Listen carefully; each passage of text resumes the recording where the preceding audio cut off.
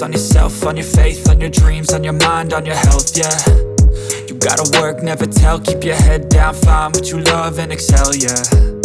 Push and pull and repel any hate, go create what you want, feel compelled, yeah. And once you finally get a taste of the race, you'll never look back once you felt that. Don't let somebody take your time and your worth, just focus on yourself first. Don't let somebody take your time and your worth, just focus on yourself first. Don't let somebody take your time and your worth, just focus on yourself first. Don't let somebody take your time and your worth, just focus on yourself first.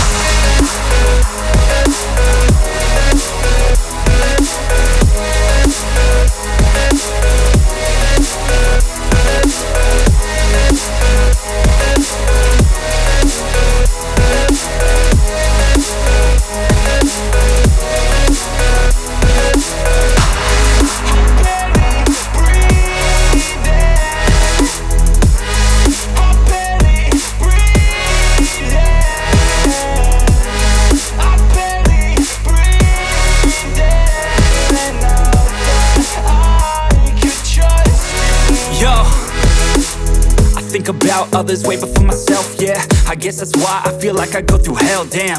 Wasting time on your dreams instead of mine, yeah. About to turn this franchise around on a dime, man. It's all about finding your right state of mind. It's all about turning the worst into fine. It's all about time and the work and the climb. From the thirst we will rise, I'm immersed in this life. Don't let somebody take your time and your worth, just focus on yourself first.